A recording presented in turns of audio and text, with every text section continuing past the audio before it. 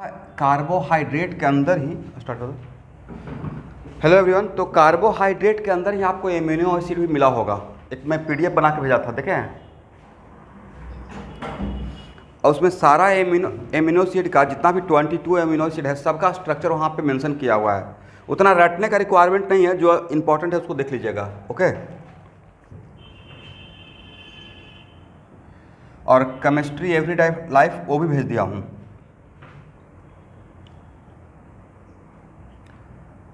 तो out of 22 one of them is, इसका नाम क्या है बताइए तो।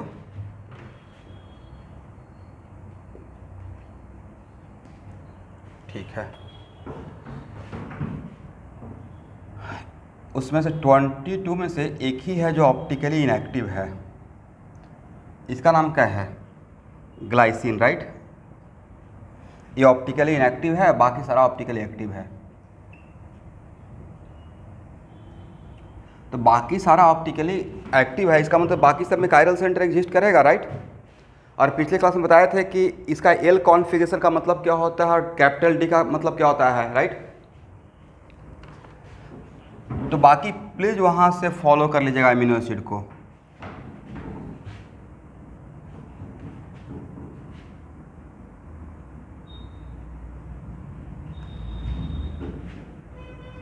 जनरल प्रॉपर्टी ऑफ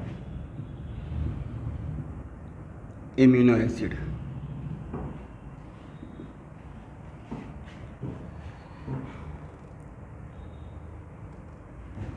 लिखिए पहला पॉइंट बनाकर,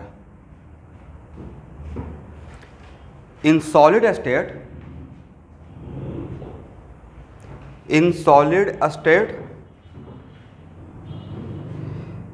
amino acids exist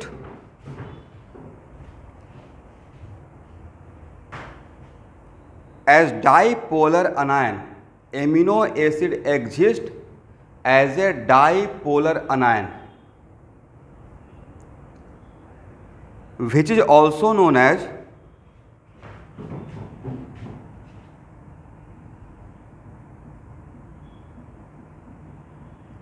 deuter ion.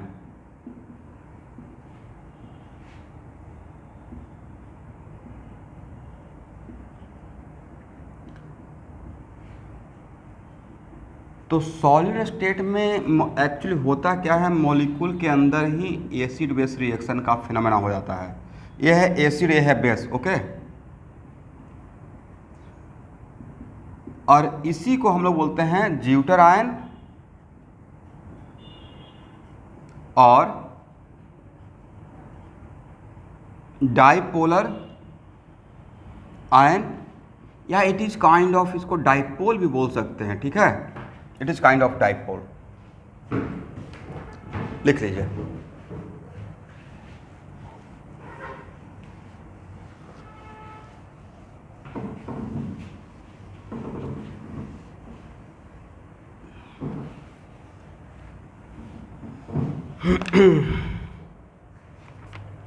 एक और पॉइंट बनाइए,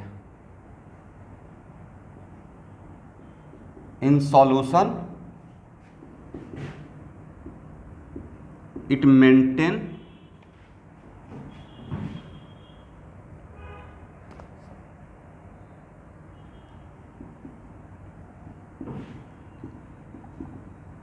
equilibrium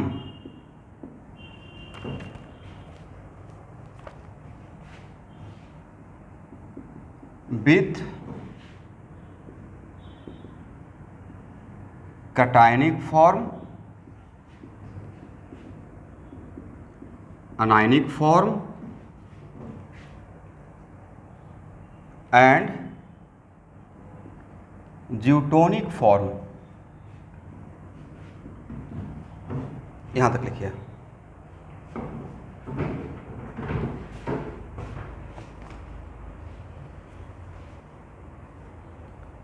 In solution, it maintain equilibrium with cationic form, anionic form and ज़्यूटोनिक form, comma, which form will be dominate,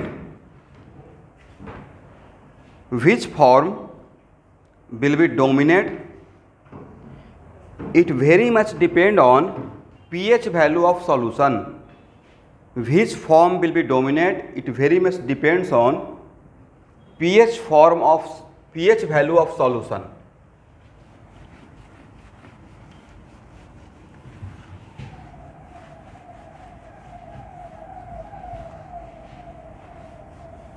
pH value of solution, not pH form, pH value of solution. which form, इन तीन form में से कौन सा form solution में ज़्यादा exist करेगा, एक किस पे डिपेंड करेगा, pH value of solution. Okay, तो मैंने तीन फॉर्म बोला.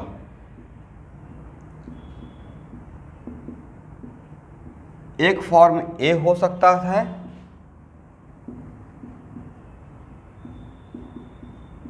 एक फॉर्म ए हो सकता है,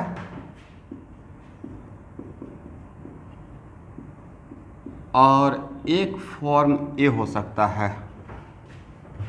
इस फॉर्म को कटायनिक फॉर्म बोलते हैं. ठीक है स्टूडेंट, इस फॉर्म को अनायनिक फॉर्म बोलते हैं और इस फॉर्म को ज्यूटोनिक फॉर्म बोलते हैं. एग्री?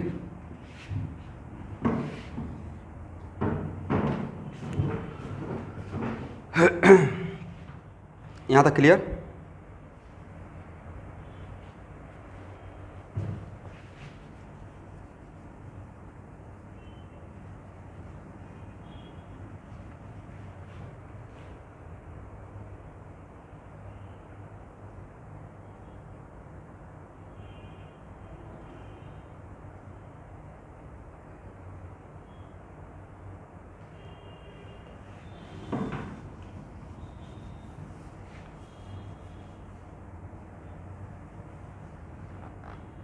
हो गया ना?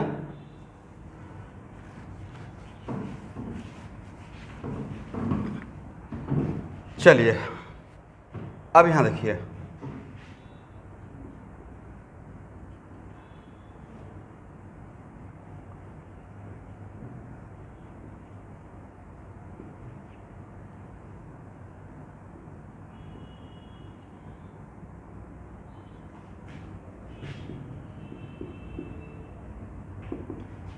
अच्छा अगर लो पीएच का सॉल्यूशन रहेगा, मतलब 25 डिग्री सी पे पीएच का वैल्यू अगर 7 रहता है, मतलब न्यूट्रल फॉर्म है, राइट? उससे कम रहेगा तो एसिडिक फॉर्म रहेगा, और उससे ज़्यादा रहेगा तो बेसिक रहेगा. तो अगर मैं लो पीएच का मतलब, अगर मैं पीएच को लेस देन 7 अगर बोलता हूँ, लेस देन 7 मतलब मेरा सॉल्यूशन क्या है? Solution is acidic, right?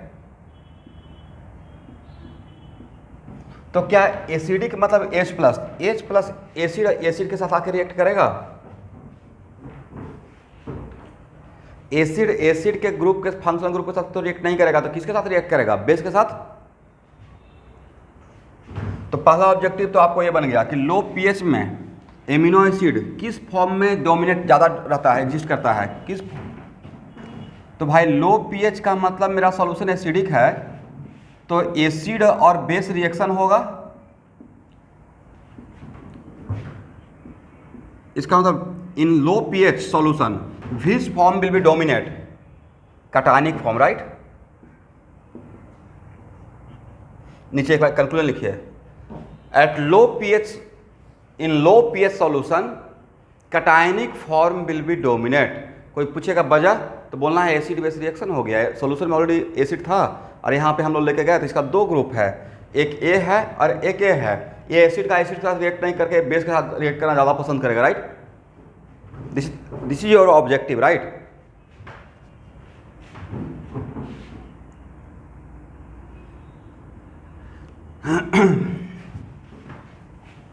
अच्छा, ड्रॉपर बैच का स्टूडेंट आप लोग एक काम कर पाएंगे, तब मैं थोड़ा सा दूसरे सेक्शन में इन कर जाऊंगा.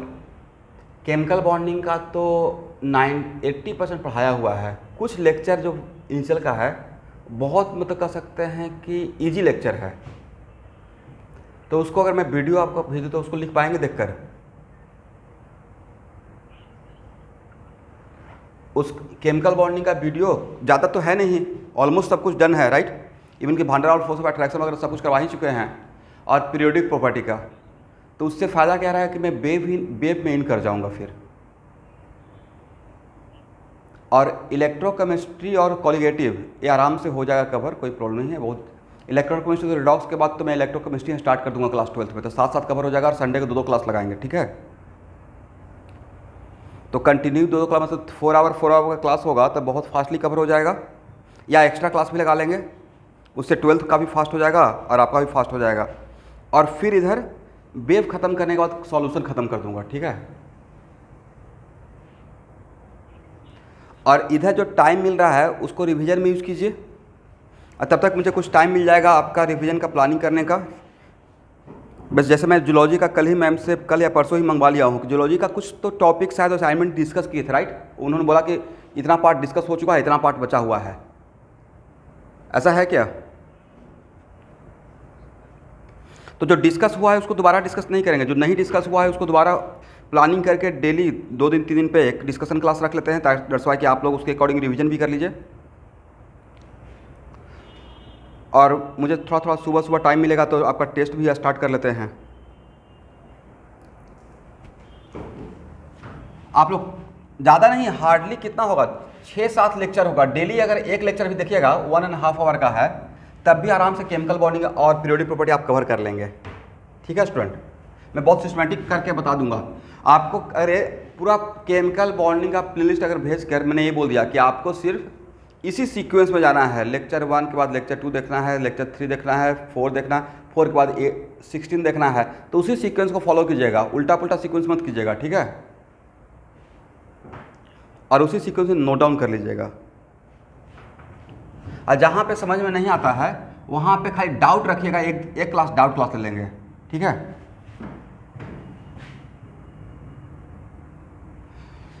चलिए अब यहाँ देखिएगा, ये तो हो गया। अब सेकेंड पॉइंट है लो पीएच, हाई पीएच। तो हाई पीएच का मतलब मेरा यहाँ पे सेंस ये है पीएच ग्रेटर देन 7। तो पीएच अगर ग्रेटर देन 7 रहेगा मतलब सॉल्यूशन बन गया बेसिक, राइट। तो सॉल्यूशन भाई आपका अगर बेसिक है तो कुछ इसको ऐसे समझिए कि आपके पास OH माइनस है, तो बेस के साथ रिएक्ट करेगा या बेस एसिड के साथ, एसिड के साथ। इसका मतलब कि हाई पीएच में कौन सा फॉर्म डोमिनेट करेगा अकॉर्डिंग टू यू। तो सर हाई पीएच में तो अनायनिक फॉर्म डोमिनेट करेगा, right. At high pH anionic form dominate at equilibrium. तो सर इक्विलिब्रियम किसके साथ मेंटेन करेगा, तो इक्विलिब्रियम मेंटेन करेगा ज्यूटर आयन के साथ, ओके। मैं सारा एक साथ दिखा दूंगा।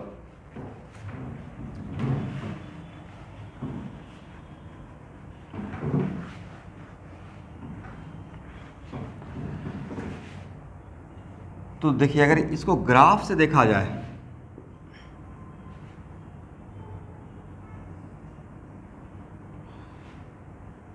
तो एक क्या है लो पीएच और एक क्या है high pH, right.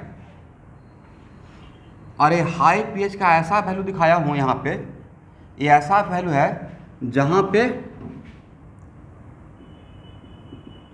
Anionic form maximum मिल रहा है, ठीक है स्टूडेंट।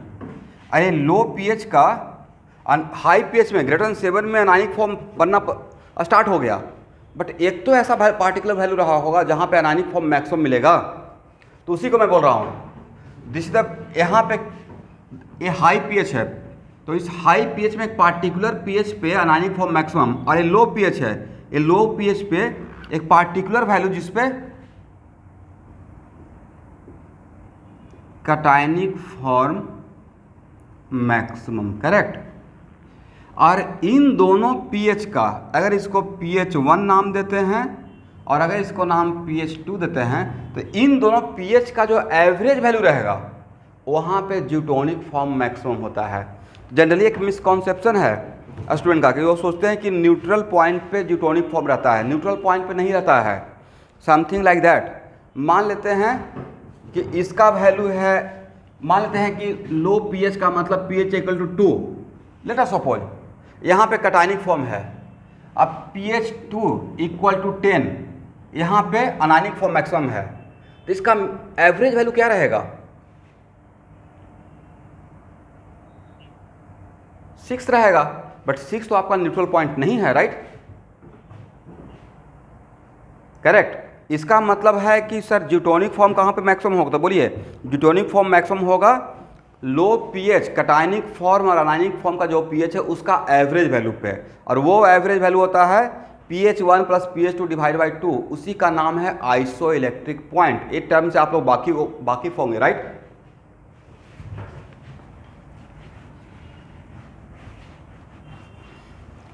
तो मिसकॉन्सेप्शन क्या हो सकता था? मिसकॉन्सेप्शन रहता है कि शायद neutral point, it is not neutral point जहां पे ज्यूटोनिक फॉर्म मैक्सिमम होता है, it is what is which point? Iso electric point. Iso electric point क्या होता है? PHI, ये वैल्यू होता है pH 1 प्लस pH 2 का एवरेज, राइट? pH 1 pH 2 क्या है सर? pH 1 है जहां पे कटायनिक फॉर्म मैक्सिमम है, अब pH 2 जो है जहां पे अनायनिक फॉर्म मैक्सिमम है, राइट? और यहाँ पे कटायनिक फॉर्म मैक्सिमम, और इस पॉइंट यहाँ पे क्या रहता है? ज्यूटोनिक फॉर्म मैक्सिमम एग्जिस्ट करता है।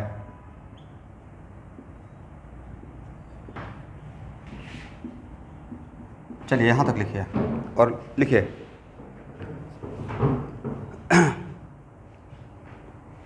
The concentration of zwitter ion will be maximum at the concentration of deuter ion will be maximum at an intermediate pH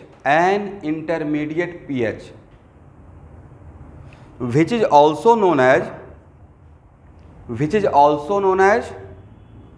isoelectric point, which is also known as isoelectric point।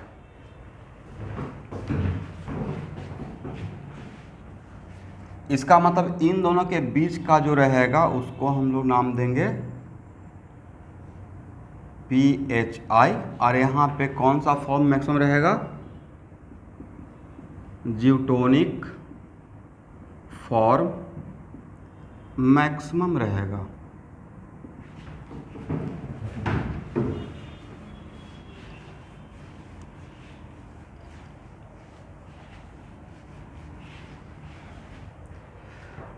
The concentration of deuter ion will be maximum at intermediate pH। intermediate pH का मतलब दोनों का बीच का, right? which is also known as isoelectric point। इसको हम लोग PHI को क्या बोलते हैं? PHI का फुल फॉर्म है आइसोइलेक्ट्रिक पॉइंट। आइसोइलेक्ट्रिक पॉइंट का मतलब यहाँ पे है, देखिए यहाँ पे आप खुद बताइए, अगर इलेक्ट्रिक फील्ड यूनिफॉर्म है, ठीक है, तो यूनिफॉर्म इलेक्ट्रिक फील्ड में किसी भी डाइपोल पे नेट फोर्स क्या होता है? जरा बताइए तो। सर 0 होता है, राइट? तो उसको चेक करने का तरीका है, आइसो इलेक्ट्रिक पॉइंट पे एमिनो एसिड का सॉल्यूशन में एमिनो एसिड का मूवमेंट ऑलमोस्ट 0 दिखाई पड़ता है। There is no movement of amino acid, right? What is the reason? क्योंकि उसमें नेट फोर्स 0 लगता रहेगा, करेक्ट?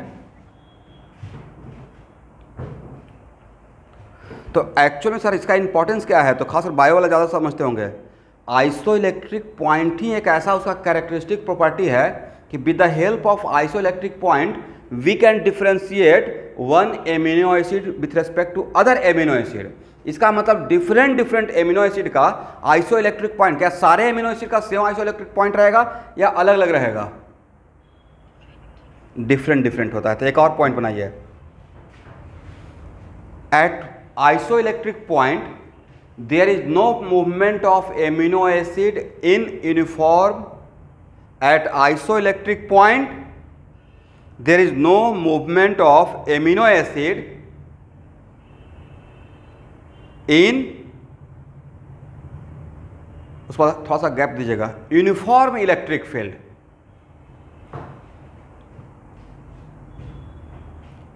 एक और पॉइंट नोट करके लिखिए, पीएच वैल्यू, पीएचआई वैल्यू मतलब isoelectric point, PHI value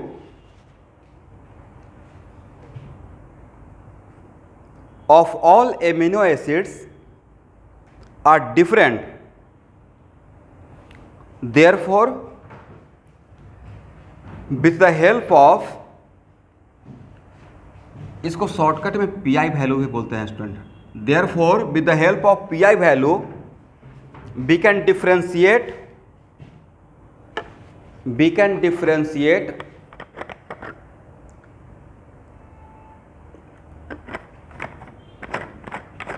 one amino acid from other. We can differentiate one amino acid with respect to other.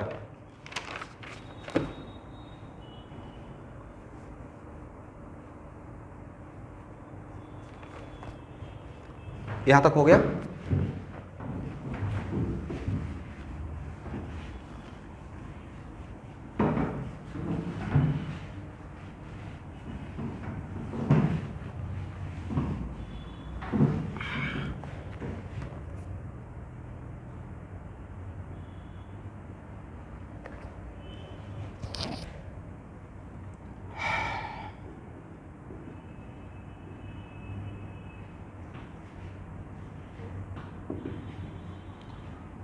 Peptide bond का एक और नाम है एमाइड बॉन्ड, ठीक है। और ये ऑब्जेक्टिव पूछा हुआ है why peptide bonds are stronger, तो लिखिए यूनियन पहला पॉइंट, मतलब मेन हेडिंग है मेरा पेप्टाइड। चलिए बायो वाला बताइए, what is the meaning of peptide?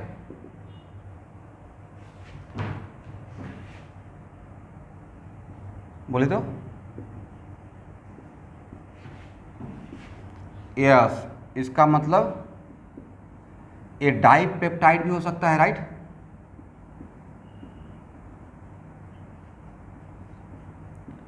Tripeptide भी हो सकता है, टेट्रापेप्टाइड भी हो सकता है और पॉलीपेप्टाइड भी हो सकता है, नहीं। तो सारे पेप्टाइड है क्या? तो कुछ नहीं है, union of amino acid are called peptide, right. पहला पॉइंट बनाइए, union of amino acids are called peptide. यहां तो कोई problem?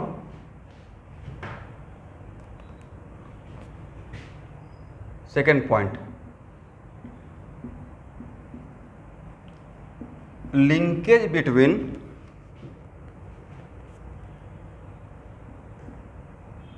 two amino acid are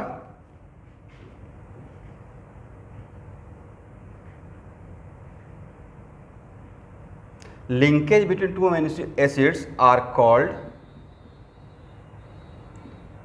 amide bond, और उसी का दूसरा नाम क्या है? Peptide bond. ओके, चलिए यहाँ तक समझ में आ गया। सुरैया प्रेजेंट है?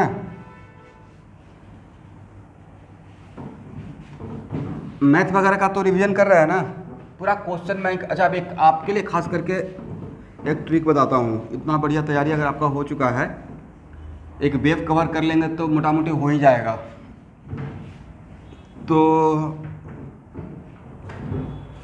या एक काम कीजिएगा, मेरा नंबर तो आपके पास है, हाँ, तो स्पेशली मुझे कॉल कीजिएगा। पार्टिकुलरली मैं आपके लिए एक बात बता दूंगा कि अब IIT एडवांस कैसे आप क्रैक कर सकते हो। मतलब लास्ट मोमेंट में, लास्ट 3 मंथ में मैं क्या किया था, हालांकि सबके लिए बोलना चाहिए, लेकिन मैं बाद बाकी बातें जनरल क्लास में बोल दूंगा, बट एक साथ अगर पूरा कॉमन बात बोल देंगे तो अभी मैं पहले चाहता हूँ कि बाकी लोग क्या करें, एक बार जेईई मेन के लिए रिवीजन कर लें। एक बार जेईई मेन का हो जाएगा तब वो दूसरा एडवांस लेवल पर सोचेंगे।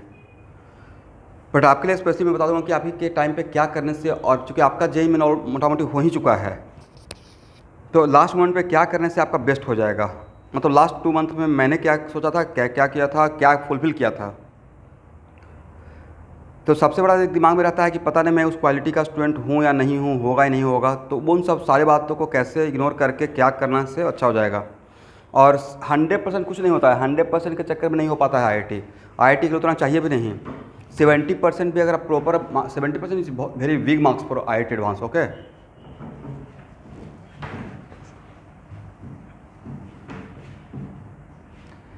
तो मान लेते हैं कि मेरे पास 2 एमिनो एसिड है।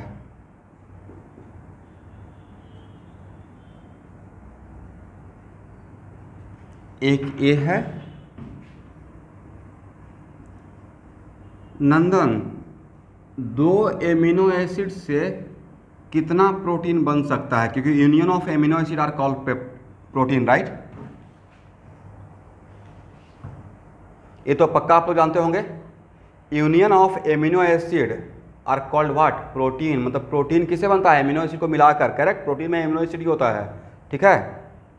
शायद यही रीजन है कि जनरली जो हम लोग जिसको पॉइजन बोलते हैं ब्लैक कोबरा का, तो ब्लैक कोबरा का पॉइजन क्या है, actually concentrated form of protein है, right. Concentrated form of protein, और कॉन्सेंट्रेटेड फॉर्म ऑफ प्रोटीन है उसका मतलब उसमें बहुत सारे NH ग्रुप है, राइट। नाइट्रोजन का लोन पेयर है, तो भाई वो हीमोग्लोबिन के साथ मिक्स होगा तो ऑब्वियसली कॉम्प्लेक्स कंपाउंड फॉर्म करेगा, जगह जगह पे ब्लॉकेज हो जाता है, राइट। मतलब मोटा मोटी as a chemistry point of view से मैं बोल रहा हूँ, जिसमें जगह जगह पे ब्लॉकेज होगा तो ऑब्वियसली ऑक्सीजन का फ्लो बंद हो जाएगा, तो देखिए उसमें सांस लेने में प्रॉब्लम होना स्टार्ट हो जाता है। मतलब मैं as a chemistry teacher, bio में क्या होता होगा और भी कुछ फॉर्म होता होगा, बट एज ए मैं सोच रहा हूँ केमिस्ट्री टीचर।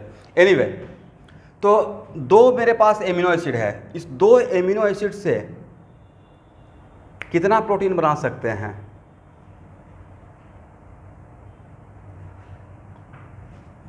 तो सर 2 एमिनो एसिड से 2 प्रोटीन बन सकता है।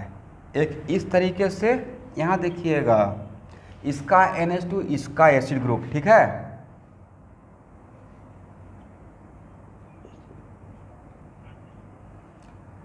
अब खुद बताइए, यहाँ देखिएगा इसके पास 2 जगह लोन पेयर है, एक नाइट्रोजन के पास है या ऑक्सीजन के पास है। किसका लोन पेयर डोनेटिंग पावर ज़्यादा दिखेगा, नाइट्रोजन का लोन पेयर डोनेटिंग पावर ज़्यादा रहेगा, राइट। और दूसरा तरीका हो सकता है,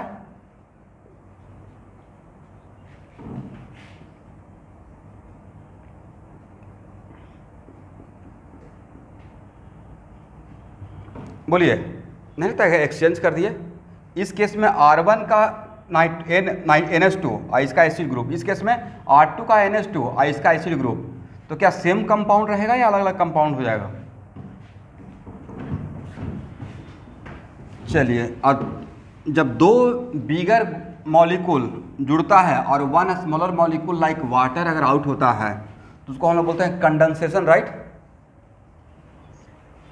तो भाई इस पे कौन सा हो जाएगा सर, SNTH हो जाएगा। एग्री हैं तो बोलिए, जब दिमाग में कहीं सोचिए तो मेरा एक लाइन बच जाएगा। यहाँ पे O- होगा, यहाँ से H+ जाएगा, एक सेम कार्बन पे 2 OH और नाइट्रोजन एग्जिस्ट नहीं करेगा, तो यहाँ से OH को जाना पड़ेगा। तो क्या डायरेक्ट इस यहाँ पे बना दें एमाइड। साजिद समझ में आया मैंने क्या बोला।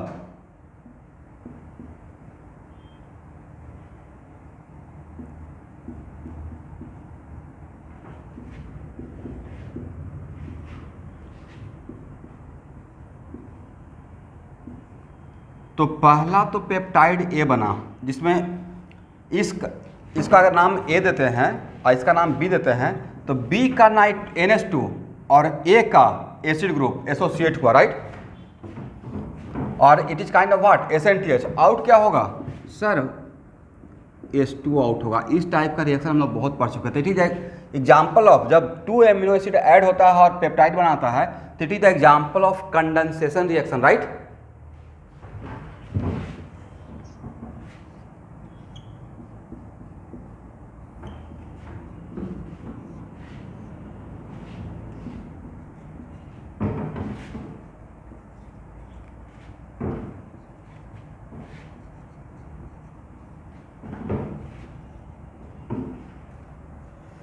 देखिए दोनों पेप्टाइड सेम है या डिफरेंट है,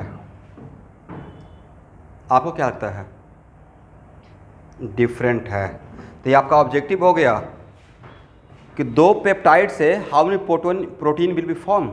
दे आर 2 प्रोटीन, राइट। बट एक मिसकॉन्सेप्शन कह रहा था कि ए और बी 2 एमिनो एसिड है, उससे कितना प्रोटीन बनेगा, तो शायद लगेगा कि ए और बी जुड़ जाएगा तो शायद एक ही बनेगा, बट जुड़ने का 2 तरीका है, राइट। अब हाँ ना बोलते हैं, सबसे बड़ा समस्या आप लोग के साथ यही प्रॉब्लम होता है। ये इंपॉर्टेंट पॉइंट है, इस पर रुकना चाह रहे हैं तो लिखिए, by 2 amino acid we get 2 different type of peptide, means 2 different type of protein, right?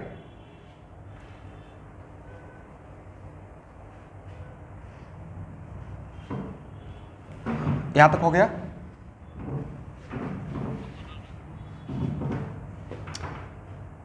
इतना तो आसान एग्जाम्पल है, इसमें क्या रुकना है, SNTH ही तो हो रहा है।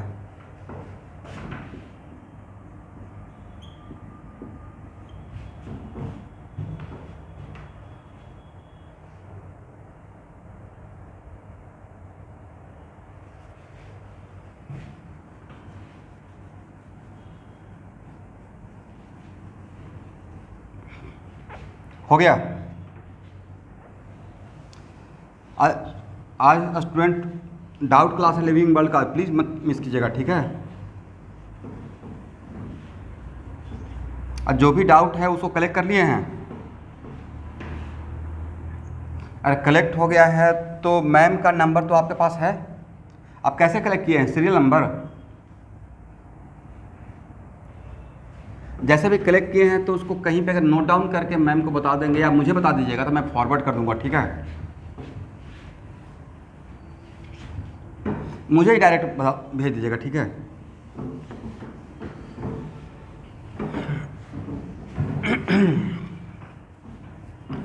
चलिए अब मुझे आप लोग हेल्प कीजिए।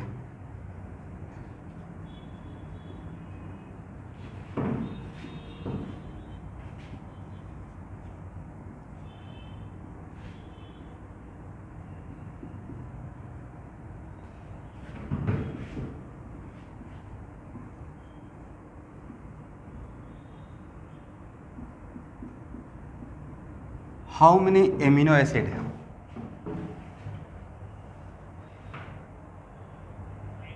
3। अब आपको बताना है कि इन 3 एमिनो एसिड से कितना पेप्टाइड बनेगा, और जितना पेप्टाइड बनेगा पेप्टाइड को ही प्रोटीन बोलेंगे। हमने प्रोटीन विल बी फॉर्म, ये तीनों को एक साथ ऐड करना है, इन तीनों को एक साथ ऐड करना है।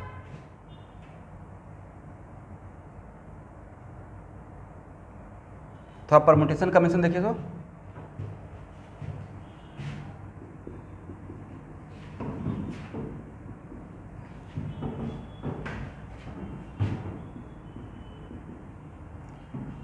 देख, तो ऐसे होगा,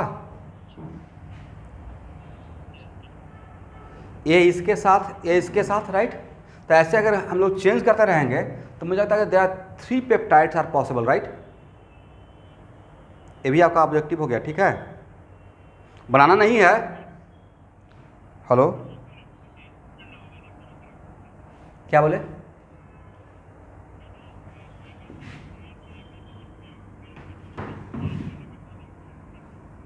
नहीं नहीं, आप बना के देख लीजिएगा, 3 ही रहेगा। इसे मैंने एक तरीका तो बता दिया, बाकी आप चेंज करके देख सकते हैं, ठीक है। तो 3 ही रहेगा, मैंने एक तरीका तो बताया ना, इसका NH2 इसका एसिड, इसका NH2 इसका एसिड, एकदम स्ट्रेट फॉरवर्ड, राइट। तो बाकी जितना भी है तो रफ वर्क तो आप कर ही सकते हैं। इसका मतलब 3 different type of amino acid से how many proteins will be formed? There are 3 different type of protein, correct? देखिए मैं क्या कर रहा हूँ, इसका एसिड इसका NH2, फिर इसका एसिड इसका NH2, ऐसे किया हूँ, ठीक है। और स्टूडेंट, तो पहला तो इसमें कंक्लूजन ये रहेगा, by 3 different type of amino acid beget 3 different type of peptide. और 3 डिफरेंट टाइप ऑफ पेप्टाइड, इसका नाम है प्रोटीन, राइट। स्पेलिंग सही कर लीजिएगा। नेक्स्ट, और जिसका नाम क्या रहेगा, and all are called di या tripeptide, tripeptide, but each tripeptide में हाउ मेनी एमाइड बॉन्ड या पेप्टाइड बॉन्ड, तो 2 ही तो लिंकेज होगा, राइट। तो ये भी आपका एग्जाम्पल एक ऑब्जेक्टिव हो गया। In tripeptide there are 2 amide bond, right, which is also known as amide bond को ही हम लोग कौन सा बॉन्ड बोलते हैं, पेप्टाइड बॉन्ड। लिख लीजिए।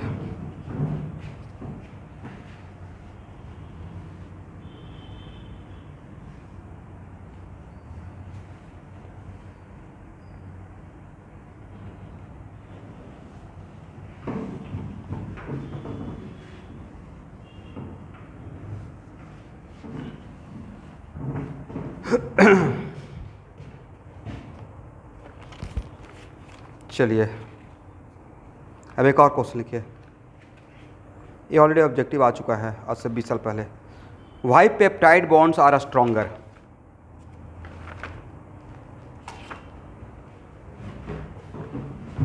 क्वेश्चन है कि why peptide bonds are stronger.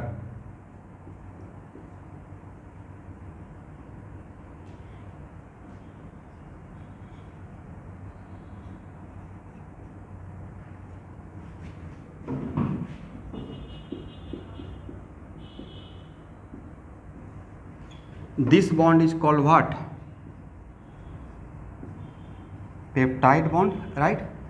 तो करेक्ट आंसर है कि यहाँ से इसके साथ रेजोनेंस होते रहता है, राइट। और ड्यू टू रेजोनेंस इस पेप्टाइड बॉन्ड में डबल बॉन्ड करेक्टर आता है, ठीक है स्टूडेंट, यही करेक्ट आंसर है। तो आंसर मिल गया।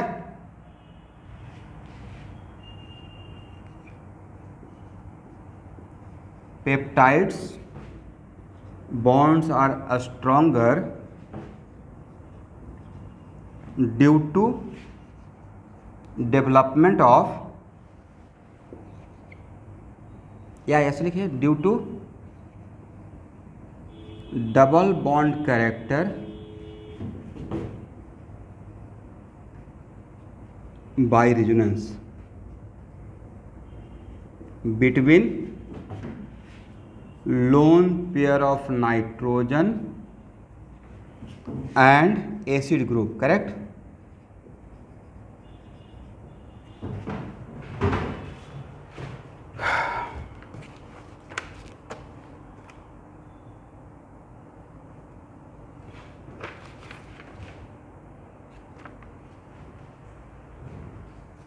हो गया।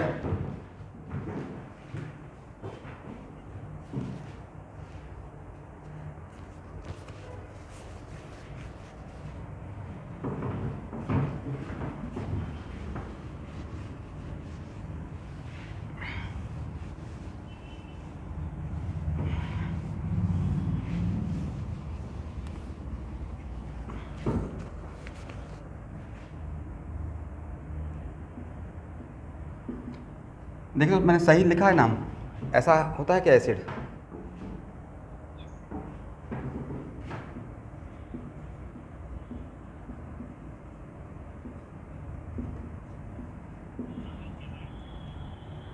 एल आई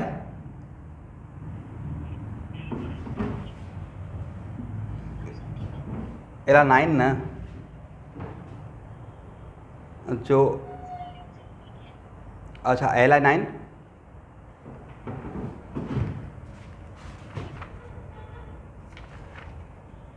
एलानाइन भी ठीक होगा, 9 हाँ ठीक है। और ग्लाइसिन, ग्लाइसिन ही होता है या कुछ और होता है? ठीक है। तो ऑब्जेक्टिव ये कहीं पे पूछा हुआ था, ठीक है स्टूडेंट, कि ये 3 एमिनो एसिड से कितना प्रोटीन बनेगा। तो it is kind of ABC, right? तो कितना बनेगा सर? 3 बनेगा। LU मतलब शॉर्टकट में अगर लिखते हैं तो दिस एंड दिस, एक कॉम्बिनेशन ये रहेगा, दूसरा कॉम्बिनेशन सर दिस दूसरा कॉम्बिनेशन ये रहेगा, तीसरा कॉम्बिनेशन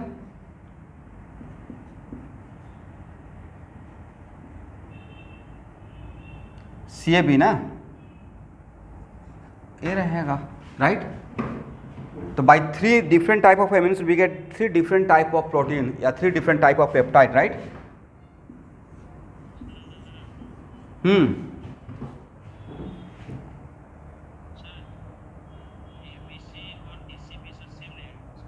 भाई देखिए, आपके साथ बहुत बड़ा समस्या है, इसलिए मुझे ज़्यादा प्रॉब्लम हो जाता है।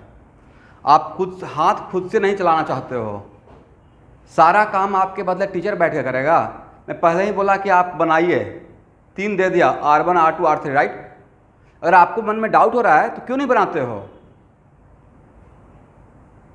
ये जो मुझसे क्वेश्चन पूछ रहे हैं वो आपके पास सामने कॉपी भी और पेन भी है, एक बार क्रॉस चेक कर लेते हैं कि दिमाग में आ रहा है कि सही है या सेम है या डिफरेंट है। जब बना के देखिए तो मैं बेट कर रहा हूं।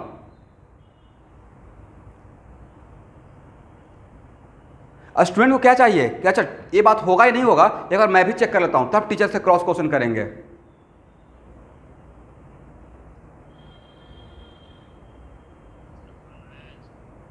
बनाया है तो पक्का डिफरेंट रहेगा, सेम है या डिफरेंट है? Then what? यही बात फिर मुझसे पूछ रहे हैं।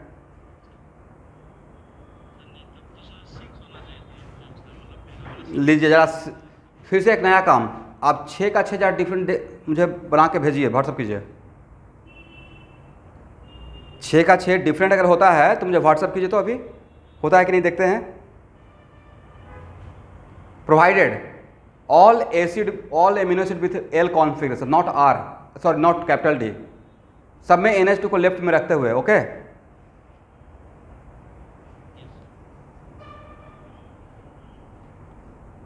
आपको एक काम दे रहा हूं, इसको 6 बनाकर मुझे व्हाट्सअप कीजिएगा।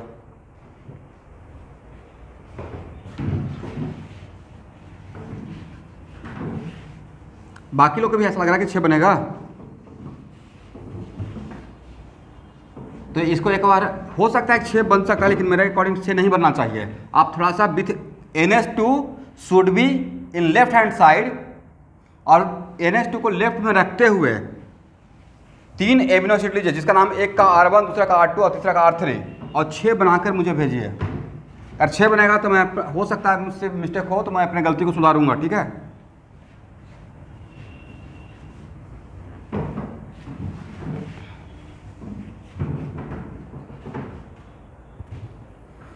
चलिए यहाँ तक कोई प्रॉब्लम? अब इसमें एक और ऑब्जेक्टिव पूछा गया है स्टूडेंट, यहाँ देखिए,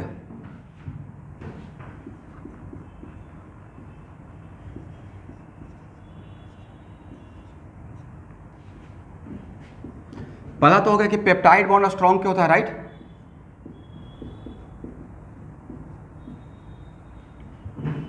नेक्स्ट पूछा गया है कि अराउंड द पेप्टाइड बॉन्ड के चारों तरफ का स्ट्रक्चर प्लेनार क्यों होता है? तो इसमें लॉजिक ये है कि sp2 कार्बन से directly attach bond same plane में होता है, राइट? तो ये है sp2, तो ए कार्बन और ये है ऑक्सीजन, तो a oxygen a carbon same plane में रहेगा। बट यहाँ का स्ट्रक्चर में भी तो डबल बॉन्ड कैरेक्टर है, राइट? तो इसमें भी sp2 और sp3 बीच का कैरेक्टर है। तो एक्चुअल में ये पूरा ज्योमेट्री जिसको मैंने सर्किल के अंदर रख दिया, इसमें भी sp2 कैरेक्टर डायरेक्टली इससे अटैच है, तो ये पूरा प्लेनार, पूरा ओवरऑल मॉलिक्यूल प्लेनार नहीं रहेगा, बट जिसको मैंने सर्कल के अंदर रखा वो प्लेनार यूनिट रहेगा। ओके स्टूडेंट, कोई पूछा है क्यों? ये तो sp3 है, तो बोला है कि इसमें डबल बॉन्ड कैरेक्टर की वजह से इसमें sp2 भी रहेगा। ओके,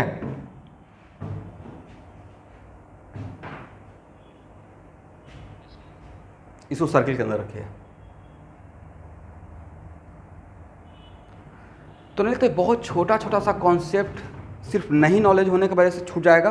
जैसे यही प्रॉब्लम, जो पेप्टाइड नहीं पढ़ते and why peptide bonds are stronger, तो बहुत छोटा सा रीजन था रेजोनेंस, राइट, जो कि ऑलरेडी हम लोग जानते हैं कि रेजोनेंस की वजह से डबल बॉन्ड कैरेक्टर और सिंगल बॉन्ड कैरेक्टर भी होता है। वो छूट सकता था क्वेश्चन। चलिए स्टूडेंट, तो मेरे तरफ से कार्बोहाइड्रेट में जहाँ तक मुझे बताना था इतना मैंने बता दिया। बाकी आपको मैं भेजा हूँ कार्बोहाइड्रेट का एक PDF फाइल बनाकर, उसके अंदर कार्बोहाइड्रेट भी बहुत ज़्यादा है और एमिनो एसिड भी जितना आपको सिलेबस में उससे ज़्यादा है। उसको अगर चाहेंगे तो एक बार रीडिंग कर सकते हैं, आपकी मर्जी है, ठीक है।